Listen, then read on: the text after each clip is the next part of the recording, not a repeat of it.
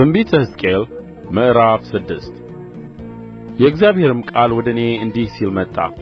የሰው ልጅ ሆይ ፊትህን ወደ እስራኤል ተራሮች አቅና፣ ትንቢትም ተናገርባቸው፣ እንዲህም በል። የእስራኤል ተራሮች ሆይ የጌታን የእግዚአብሔርን ቃል ስሙ።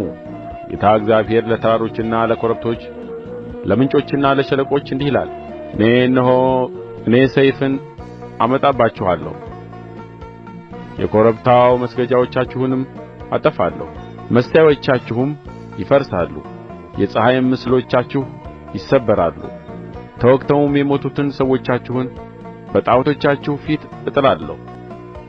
የእስራኤልንም ልጆች ሬሳዎች በጣዖቶቻቸው ፊት አኖራለሁ። አጥንቶቻችሁንም በመሠዊያዎቻችሁ ዙሪያ እበትናለሁ።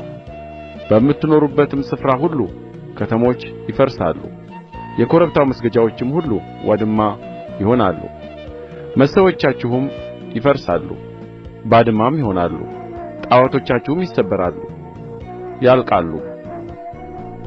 የፀሐይም ምስሎቻችሁ ይቈረጣሉ፣ ሥራችሁም ይሻራል። ተወግተውም የሞቱት በመካከላችሁ ይወድቃሉ። እኔም እግዚአብሔር እንደ ሆንሁ ታውቃላችሁ።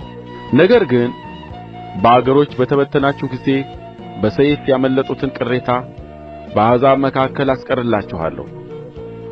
ከእናንተም የዳኑት ከእኔ በራቀው በአመንዝራ ልባቸውና ጣዖቶቻቸውን በተከተሉ በአመንዝራ ዓይኖቻቸው የተሰበርሁትን እኔን ወደ እነርሱ በተማረኩት አሕዛብ መካከል ሆነው ያስቡኛል። በርኵሰታቸውም ሁሉ ስላደረጉት ክፋት ራሳቸውን ይጸየፋሉ። እኔም እግዚአብሔር እንደ ሆንሁ ያውቃሉ። ይህን ክፉ ነገር አደርግባቸው ዘንድ መናገሬ በከንቱ አይደለም።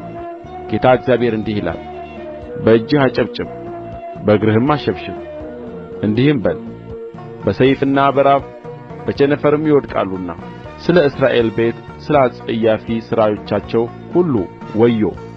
በሩቅ ያለው በቸነፈር ይሞታል፣ በቅርብም ያለው በሰይፍ ይወድቃል። የቀረውና የዳነውም በራብ ይሞታል። እንዲሁ መዓቴን እፈጽምባቸዋለሁ።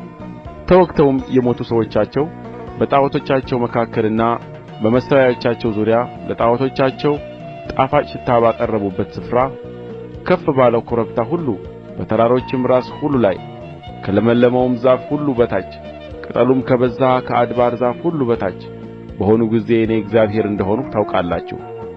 እጄንም እዘረጋባቸዋለሁ፣ በሚኖሩበትም ስፍራ ሁሉ ምድሪቱን ከዴብላታ ምድረ በዳ ይልቅ ውድማና በረሃ አደርጋታለሁ። እኔም እግዚአብሔር እንደ ሆንሁ ያውቃሉ።